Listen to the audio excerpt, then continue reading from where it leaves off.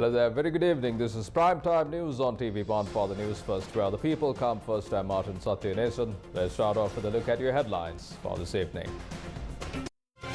Newsfirst headlines. Main sponsor. As Udayana discount, enjoy up to 70% off from Vikramahachi.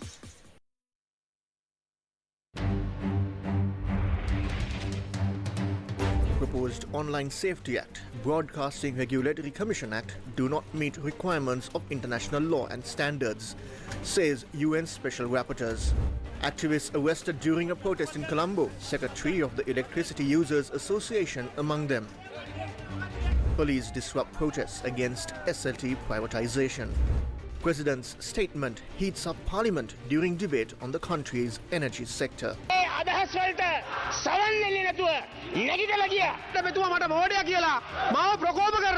President says Salia Pires tried to become Prime Minister during the Argalaya. Salia Pires dismisses the president's claims as false. Central Bank further reduces policy interest rates. Market rates are likely to drop.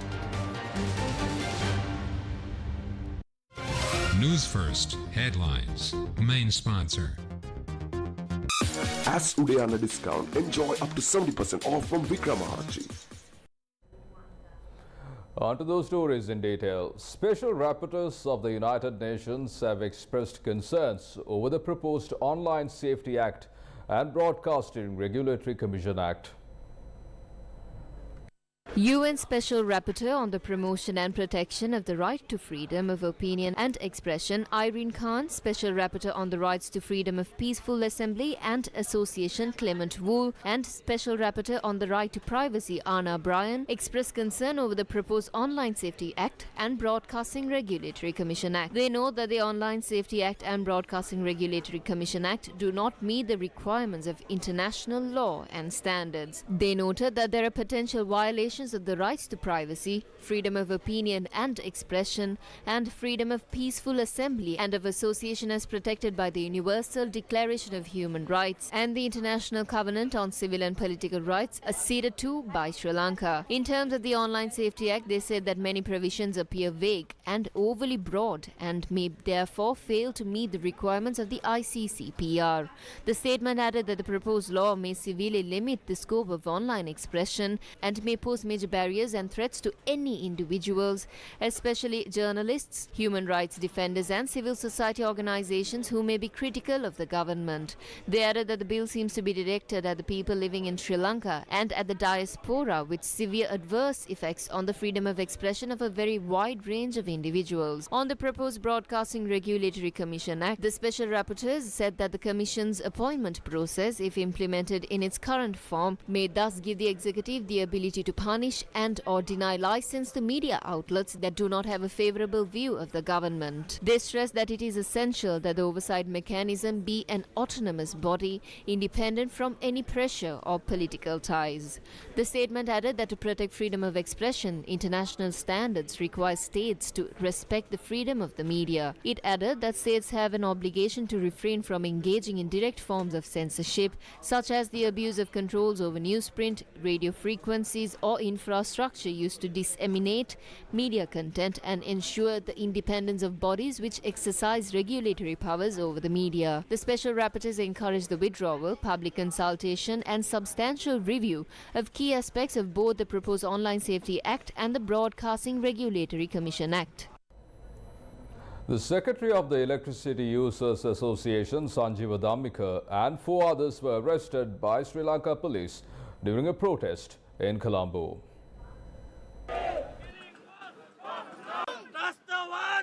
A protest was organized by the Jana Argala movement opposite the US Embassy in Colombo. The protest was against the US and Israel invasion of Palestine.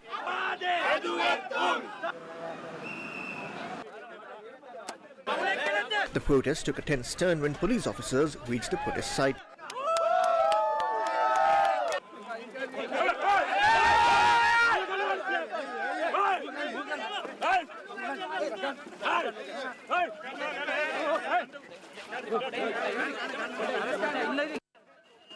Thereafter, 3 people, including the Secretary of the Electricity Users Association, Sanjeeva Dhammika, were arrested by police.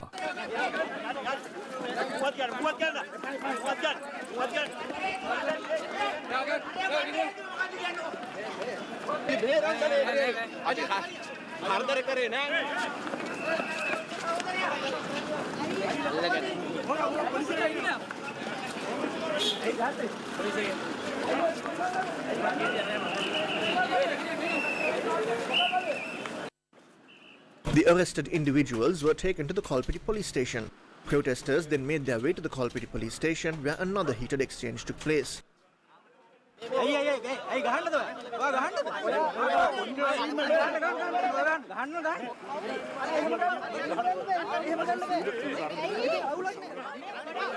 Two more protesters were arrested by Sri Lanka police.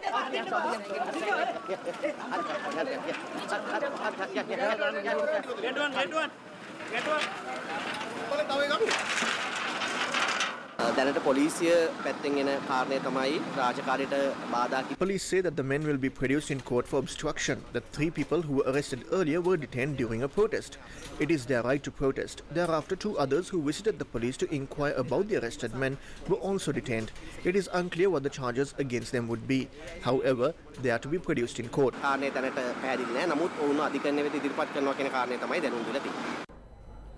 Sri Lanka police disrupted a trade union protest organized in Colombo against the proposed privatization of Sri Lanka Telecom. A trade union protest against the proposed privatization of Sri Lanka Telecom took place opposite the SLT head office in Fort Colombo. Water cannon trucks and anti-riot police units were stationed in the area even before the protest commenced.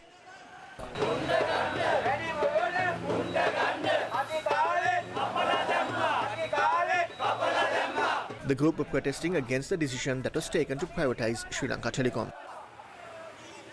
Telecom ආයතනය දැහැ ගන්න එන්නේ කවුද? ඉන්දියාවේ සමාගම් මේ වන විට ඉන්දියාවේ. Who will be taking over SLT? The Indian organizations. We need to mention that there are already 3 Indian organizations that are fighting over the ownership of SLT. This is one aspect of this geopolitical struggle. The SLT is being sold in order to fulfill the needs of the IMF. They are ready to hand over banks, insurance agencies and post offices.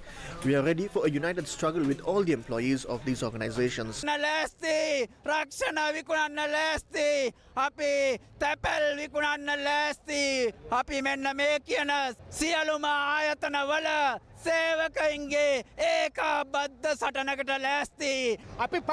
Telecom is an organization that supports over 10,000 families. SLT supported the survival of our future and past generations. We are not going to allow Ranil Wickremesinghe to do so as he pleases. I would like to clearly state that we are ready to stop these actions at whatever cost. The group then attempted to engage in a protest march towards the SLT, and they were prohibited from doing so by the police, resulting in a very heated exchange.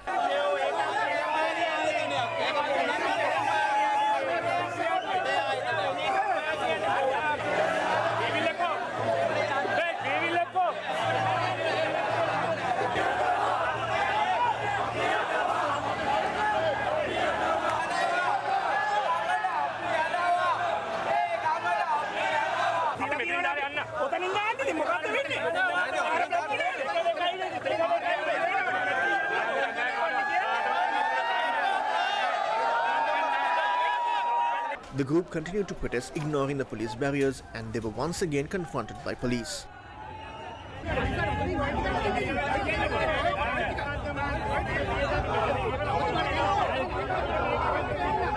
Later, the group dispersed.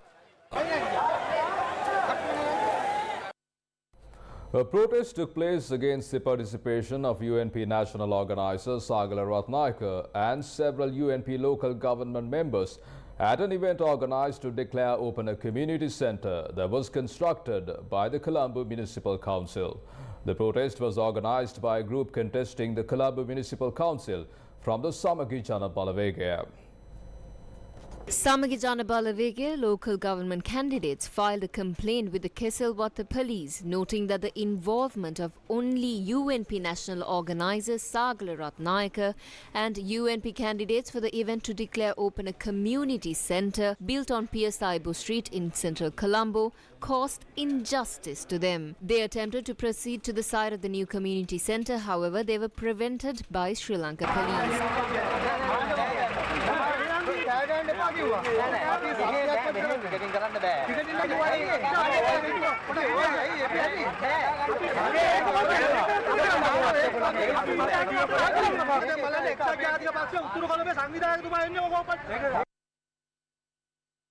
Security was tightened in the area surrounding the community centre and water cannons were positioned nearby as well. A heated exchange once again took place when police only allowed a UNP local government candidate to proceed to the location of the event.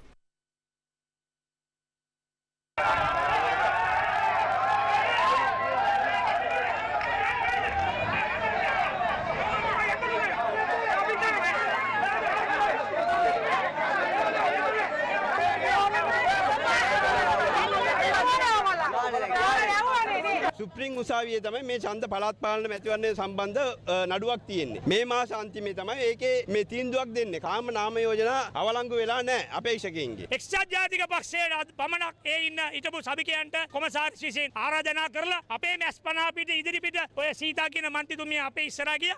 Despite the protest taking place, Sagala Ratnayaka visited the location and declared open the community centre. Among those present were former Mayor Rosi Senanayaka, who is contesting once again, and the municipal commissioner.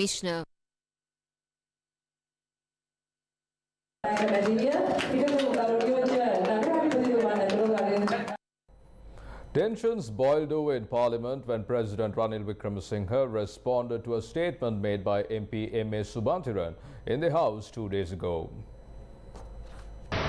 Today also His Excellency said the opposition leader was invited to form a government and he did not do that, and that's a violation of the public trust. That's wrong. He is wrong. President was wrong on many fronts today. When he described the Constitutional Council as part of the executive, he was wrong. You don't have a part of the executive, the speaker presides. That's part of the legislative structure. He was wrong because the entire opposition had agreed on something at that point in time. And there was a document, a national plan that had been formulated by the Bar Association of Sri Lanka. And that gave certain timelines to the then President Gotabaya Rajapaksa, so that he would go out gracefully and executive presidency would be abolished. And that if he agreed to that, that the opposition leader would take over as Prime Minister. That was the agreement. We as a party was agreed to that. The Janata Vimukti Peramana was agreed to that. SJB was agreed to that. His Excellency the President as a single member here was agreed to that. He violated that. That is why I was the first person here in this house. When he took over as Prime Minister, I told him this is shameful conduct. He was very upset over that. But it was in fact a shameful conduct by him. That is, he breached the agreement that all opposition had taken together. And a single person ran and took that office. For a mess of pottage, he violated that agreement. So, I'm not defending the leader of the opposition, but I think it is time, even after the lapse of 1 full year, that I put the record right. There was that agreement that was violated by His Excellency the President because he saw a crack in the door. He was opportunistic. He put his foot in there, got in there, and then became the executive president of this country. UNP under him in 1996 in Hambantota had passed a resolution to abolish executive presidency. Now there is no talk about that. Now there is no talk about that. Violation of public trust is a very, very serious matter. Let me say one thing. I did not summon the BASL. I was not consulted. And I did not sign any document. Though it was signed by some leaders in the opposition, it was not even ratified by their respective party working groups. Where was this mentioned? And where did it come from? During a discussion prior to the 9th of May, we had agreed that if the government steps down, the opposition leader must take charge. And if he cannot do it, it must be discussed in the parliament. We do not need the BASL for that. On the 7th and 8th of May that year, the BASL met with Gotabaya Rajapaksa for talks. They did not speak about handing over to the opposition leader or anyone else. They discussed about appointing someone not linked to politics. They wanted to make Salia Pires an MP and then the Prime Minister. There is no secret. On the 29th of May, everything changed. After what happened at Golface, everything changed. He rejected the offer. I will not debate it. The opposition leader did not accept it. Suit මහගෙන හිටියා. ඔබතුමා වැරද්ද. ඔබතුමාලා ගිහින් කිව්වා ජනාධිපතිතුමාට මාව කැඳවන්න කියලා. ඊපස්සේ මට ඇවිල්ලා They even had their suits stitched. It is your fault. You went and told the president to summon me. Then you troubled me not to reject the offer and go and meet him. Because of you all, there was waste. On the 9th, they came in a very organized manner to chase away the president. Thereafter, they set fire to my house. When we summoned the leaders to discuss what happened, when the speaker is calling us, the opposition leaders are at the speaker's house. They wanted me to step down. I said, how can I do that? And who will be appointed? I managed to reconvene the cabinet on the following Monday. Then we wanted to do it again on Wednesday. The Prime Minister's office was attacked and they tried to make it to Parliament and they wanted to change the government. Instead of protecting the Parliament, we have the power to examine this. If MP Sumantiran is not willing to accept what I say, I do not wish to debate further. You can appoint a committee to examine that. We need to know the force behind it and who organized it. Although MP Marikar was getting ready to clash with me, no issue. I will leave now.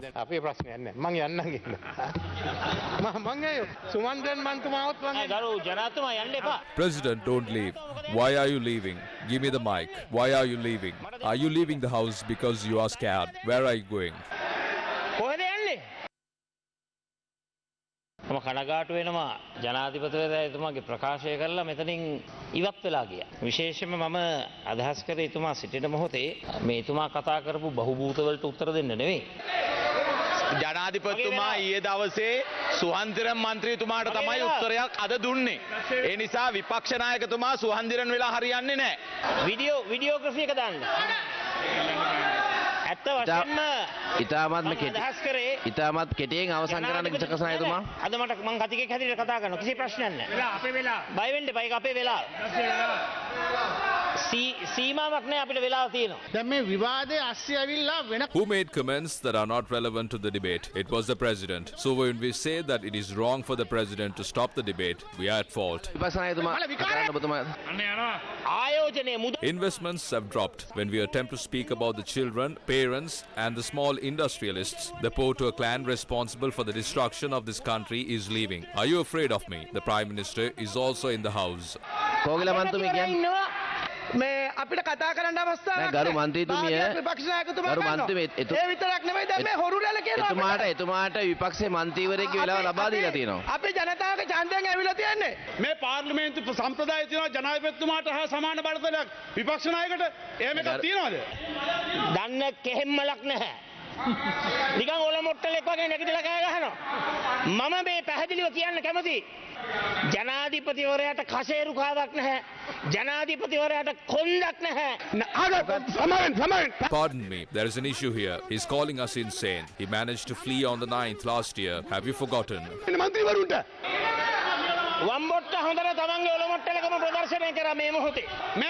Where is the provision in the standing order for the opposition leader to respond to the president's comments in parliament?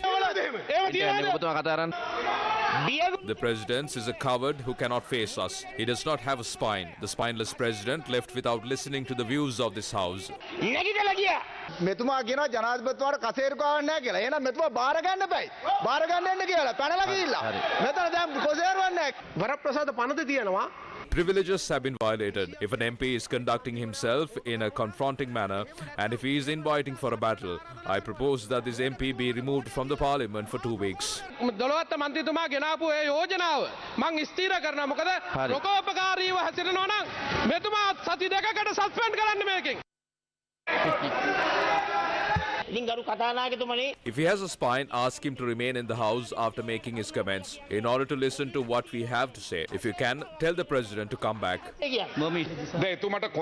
When he was invited to accept the presidency, he did not accept, and the entire country is now aware as to who is a spineless person. We can pass a motion and call for a vote, but we will not do it. We would like to tell the opposition leader to refrain from insulting the MPs in the house. පාර්ලිමේන්තු මන්ත්‍රීවරුන්ට මේ විදියට අශෝභන විදියට කතා කරන්න එපා කියන එකයි විපක්ෂ නායකතුමාට අපි කියන්නේ. එහෙම මන්ත්‍රීවරුන්ට අගෞරවණීය වචන භාවිතා වෙලා තියෙන ඒ සියලු වචන හැන්සාඩ් එකකින් ඉවත් කරන්න. මේ සභාවේ මන්ත්‍රීවරුන් නමතලා හොරු රංචුවේ කියනවා නම් එතන බරපතල අපහාසයක් තියෙනවා. ඒක නැතේ කියන්න බෑ. ඒ කරුණාකරලා ඉවත් කරන්න.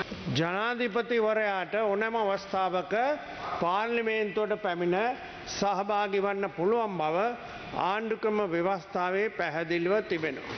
අපි සතුටු වෙනවා. I'm happy that we did not fall prey to the gang of thieves who led this country to bankruptcy. We will secure power by a vote and prove it. ඉදිරියේදී ජන බලයෙන් මේ රටේ වගකීම බාරයි. ගරු ජනාධිපතිතුමා මේ ස්ථානයෙන් පලා Many comments were made stating that the president is fleeing and does not have a spine and so on. More than the others, it was Harin and I who told him to take up the government. We did so on behalf of the people. Then came the Bar Association. They say from time to time that they will take the government and delayed it. So who does not have a spine now? Decisions were changed based on what Sumantiran said and on what Jalani said at home. It was Ranil Wickremesinghe who took up the responsibility. He did so because he had a backbone. When the first protest took place opposite the president's office, you came only after getting an assurance of the phone from Gotabaya Rajapaksa that you would not be attacked. After losing the election, you were trembling and hiding in an apartment. You did not cite anyone because you had no backbone. කකුල් දෙක වෙවුලුවා තමුන්නාසේ පළවෙනි ඡන්දේ පෙරදිලා අර ඇපාර්ට්මන්ට් එකේ උඩ තට්ටුවට ගිහිල්ලා පල්ලෙහාට එන්න නැතුව හිටියේ මිනිහෙක්ගේ මූණ බලන්න හිටියේ නැතුව හිටියේ නැත්තේ තමුන්නාසේ කොන්ද බලන්නේ නැති නිසා ඉස්සාරෝගේ ඊයටතේ ශාම මාත්‍රවරයෙක්ම සිය අදහස් ප්‍රකාශ කර යොත්තේ කතා කරන මාතෘකාවන ඔබතුමා බලන් ඉන්න ඔයා කුණුහරුම කියනවා හරි ඔබතුමාගේ මාතෘකාවට කතා කරන්න. Salia Peiris, the former president of the Bar Association of Sri Lanka, took to social media to respond to the claims made by the president. He said that the president claiming that he had ambitions to be Prime Minister prior to the 9th May 2022 are false. Quote, unfortunately, Mr. Wickremesinghe utters these lies under cover of immunity in Parliament where he cannot be replied to. The BASL proposals made in May 2022 were never about individuals. They were made after careful thought by its executive committee and approved by the Bar Council. The legal community made these proposals with the intention of proposing a solution for Sri Lanka's political and governance crisis with the interests of Sri Lanka and its people in mind. I am compelled to say that unlike politicians of his like, I have never placed personal ambitions above the needs of the country. I have never sacrificed my principles for personal gain or for the greed of office. End of quote. The serious nature of several projects that are to be implemented in the future via the Ministry of Power and Energy were revealed during the parliamentary debate. Mahinda Amaraweera ඇමතුමා අමාත්‍යවරයා හැටියට 2019 When Mahinda Amaraveera was the minister back in December 2019, the bunkering licenses of HIPG in Hambantota was given to Sinopec. That was illegal. OPEC සමාගමට දුන්නා. ඒක නීති විරෝධී. ඒ සඳහා සියලු නිර්දේශ ඇවිල් The ministry engaged in it based on the recommendations made. It can be rectified at any given time. නිවැරදි කරගන්නත් පුළුවන්. මම ඇමතිවර වෙලා ඉන්නකොට මගෙනුත් ඇවිල්ලා The request was also made for me when I was the minister. I rejected it. It is a loss for the country. We have simply given the $15% revenue to a Chinese firm.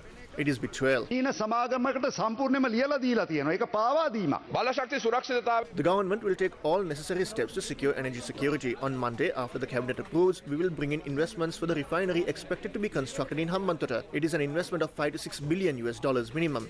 By December, decisions will be made on 5 to 6 projects. One would be the Adani project, a wind power plant that can generate 500 megawatts of power in Manna. The expectation is to complete construction in 2 years' time. Another solar power project with the expectation of 700 megawatts. Another project in Siamulandua with the expectation of generating 100 megawatts. 150 megawatts power generation in Hambantota.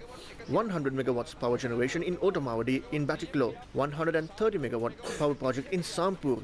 We will have to carry out these projects based on the resources available. කරලා මේ කටයුත්ත කරන්න වෙනවා. අපි කවුරුත් පිළිගන්නවා පුනර්ජනනීය බලශක්තිය සඳහා අපි යන්න ඕන කියලා.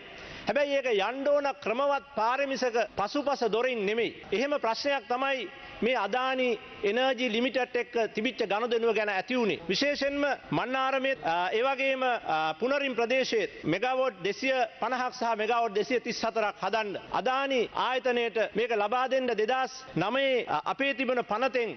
We accept the fact that we should invest in renewable energy. We should be following a proper path and not from the back door. Such is what has transpired based on the transactions with the Adani Group, especially in Mana and Punarin. There were projects proposed to generate 250 and 234 megawatts of power respectively.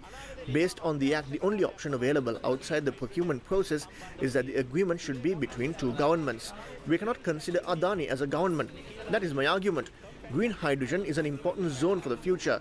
During the time of Uday Gammanpilla, there was an agreement with a company called Greenstat India.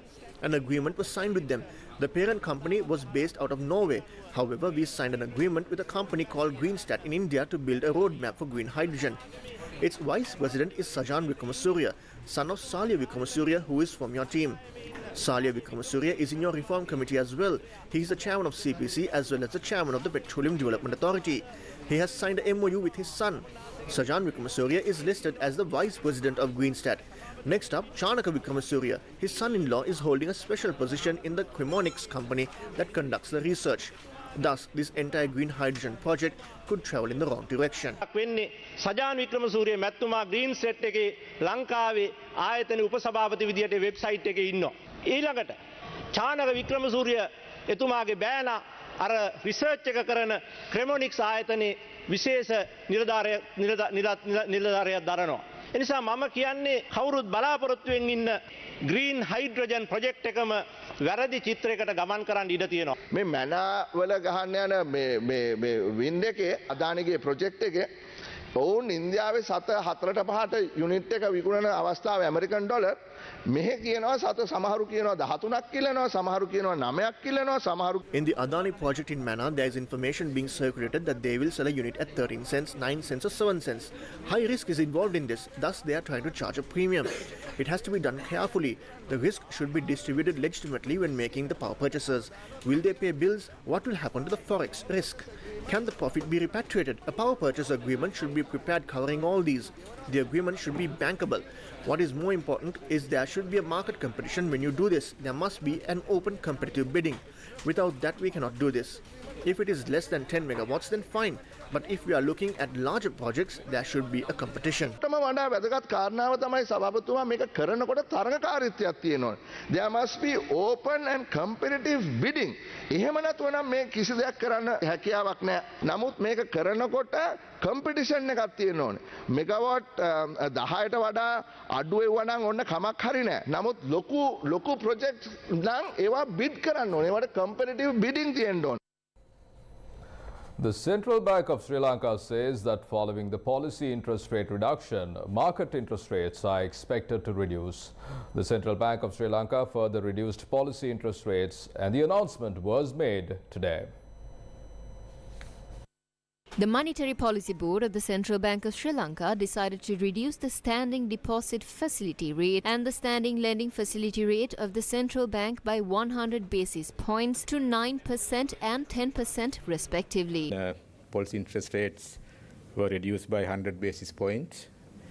Therefore, the standing deposit facility rate now stands at 9% and the standing lending facility rate stands at 10%. The policy interest rates have touched or rather reached single digit level after 1.5 years.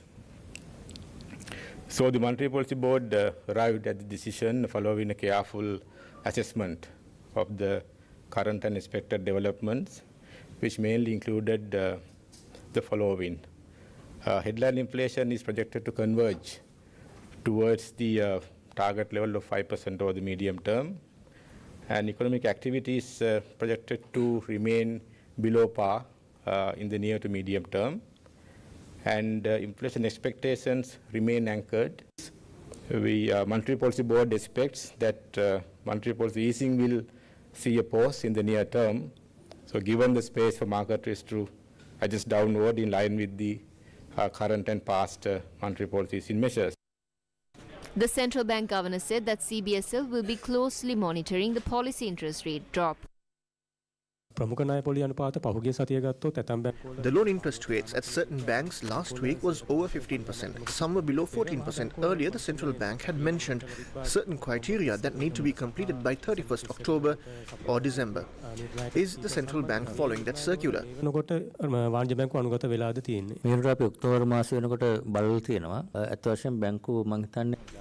14 banks had reached the levels by October, but others have not reached them yet. Everyone was informed about their shortcomings and urged to reach those levels before 31st December. Those who did not comply will comply in the short term. If they do not do so by 31st December, certain measures will be taken. ඉතා ඉක්මනින්ම මේකට අනුගත වෙනවා කෙටි කාලේ එනවා. ඊට අමතරව ඊළඟ දෙසැම්බර් 31 වෙනකොට මේ මට්ටමට එන බවට එහෙම නැත්නම් අපි යම්කිසි ආකාරයක ක්‍රියාමාර්ග ගන්නත් පුළුවන් අපි ධර්ම දීලා තියෙන්නේ. The central bank governor also responded to questions on the IMF's second tranche. The IMF, we can say, we will get the IMF program approved within the month of December. We are making good progress, and that what is required for that is to assurance from official bilateral creditors from both OCC, Official Credit Committee tranche. The first review will be completed within the next month. With that, there will be another additional flows also from ADB, World Bank, and IMF budget support will also come, and that will help government budget refinancing from next month onwards. So that's the process. The woes of the rural communities in Sri Lanka are most of the time drowned out by the discussions and forums in the cities and the capital of this country. How would you feel if your voice went unheard? The gum at the door-to-door movement goes to the rural masses and listens to them to understand the reality in rural Sri Lanka.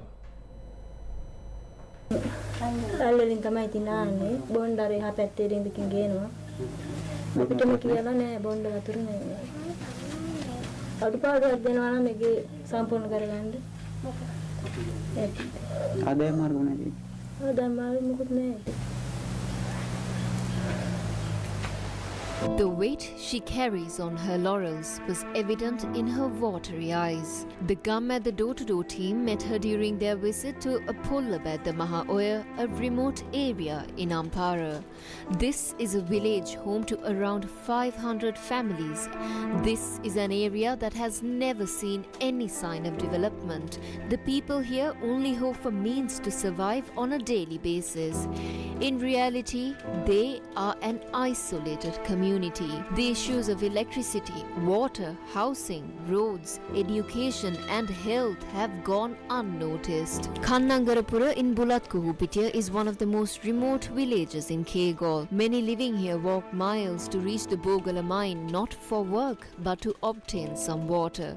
Though a canal runs through it, it is a water source for a good deal of wildlife in the area. The gum at the door-to-door team also visited the Hal Oluwa and Metsirigama villages, and they were accompanied by the students from the University of Peradeniya. Another gum at the door-to-door team visited the Blackpool farming village in Nuwara. These people survive on leeks, carrot and beet cultivations. However, the lack of fertilizer has posed a threat to their livelihoods. People from the scrub estate of Keligala have been living in these line houses for many generations, yet they do not own the building they call home. They have only one question: who is responsible for the economic burden they have to experience? The gum at the door-to-door teams will visit more rural communities in Sri Lanka tomorrow.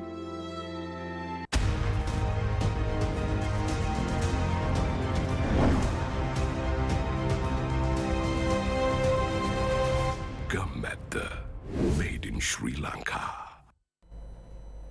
A classroom at the Holy Family Convent in Kurunagala was renovated and converted as a computer laboratory with Korean funding. The new IT classroom for the students of the Holy Family Convent in Kurunagala was funded by the Same All project, which is based on the Same All Undang movement in the Republic of Korea. In line with the digital Same All initiative, which focuses on uplifting the IT facilities of the schools in Sri Lanka, the Same All Foundation had received a request from the Zonal Education Officer of Kurunagala to renovate a dilapidated classroom as a computer laboratory with smart boards. Holy Family Convent in Kurunagala was selected for this project, and the IT facility was created with financial assistance of the Jeju Free International City Development Center with the collaboration of the Same All Foundation. I believe this initiative would give the students in the district enhanced opportunity to experience the technology-driven education. The Republic of Korea has long been a true friend of Sri Lanka, and has provided support in the hour of need as a major development cooperation partner. Dear students and teachers, the world is changing at a dizzying speed, with all the nations, big and small, fiercely competing for technological supremacy to obtain the key to future prosperity and economic security. Most of all, IT technology is completely transforming every aspect of our society, from the economic growth patterns, social structure, culture, to our individual lives. Furthermore, I would like to emphasize the importance of women's empowerment and proactive engagement and active role in the society and economy. The new IT classroom comprises of 30 computers and 3 smart boards and costs $12.3 million to complete.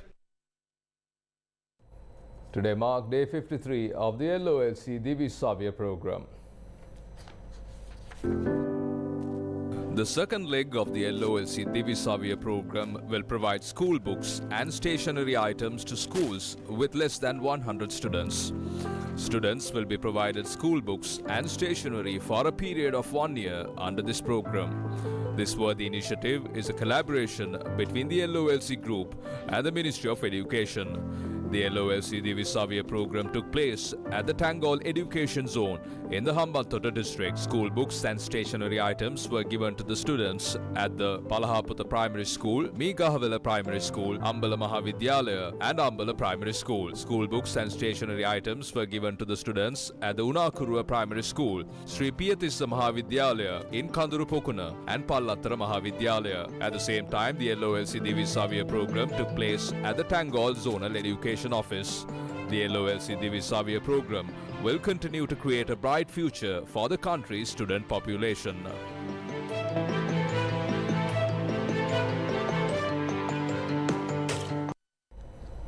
Public protests were also held tonight against the actions of the current government.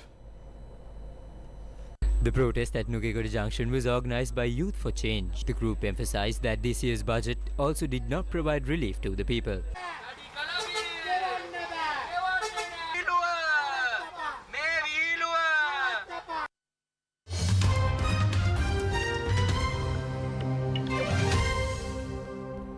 Shifting your attention to international news. On Friday morning at 7 a.m. local time, the truce between Israel and Hamas came into force, marking the first break in Israel's continuous 7-week bombardment of the Gaza Strip, following Hamas's October 7th attack on southern Israel. The 4-day ceasefire is expected to see the exchange of 150 Palestinian women and children imprisoned in Israeli jails for 50 women and children hostages held by Hamas. It also offers an opportunity for aid to filter into the battered enclave, where nearly 15,000 people have been killed in the bombing, including more than 6,000 children. While the prisoners and captives are exchanged, humanitarian aid may enter not just southern Gaza as it has in the past few weeks, but could also enter northern Gaza, where Israeli forces are staging a ground assault. In Israel, the return of captives may deliver a small public relations victory for embattled Israeli Prime Minister Benjamin Netanyahu, who has been facing mounting pressure from their families since their capture.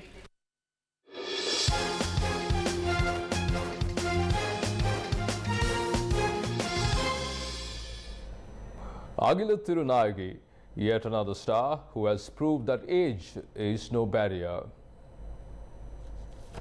Ahila Tirunayaki Sri Vidyananda Bhavan, a 72-year-old retired prison officer from Mullative, Mulliyawala, proved once again that age is no barrier to compete and win. Ahila Tirunayaki recently participated in the Masters Championship in the Philippines and won the gold medal in the girls 1,500 meters and 5,000 meter events. This is an inspiring story of Ahila Tirunayaki's determination and perseverance. Despite her age, age, she is still competing at a high level and achieving great things. She brought glory to Sri Lanka by finishing 4th in the 5,000-meter race, adding to her bronze medal in the women's 800-meter race. Newsfirst met with Ahil Thirunayake as she returned to her hometown. I have been to Thailand, Malaysia, Japan, Singapore and India and have won medals. This time representing Sri Lanka and representing the northern province, I participated in the athletics competition held from the 8th to the 12th of this month and won 2 gold medals. However, I am eager to show my skills and participate with passion to win. From that, we bring to a close this edition of Primetime News on TV1. For details of the stories and much more, simply log on to our website www.newsfirst.lk. For the Newsfirst, where the people come first, I'm Martin Satyanis, and you take care and good night.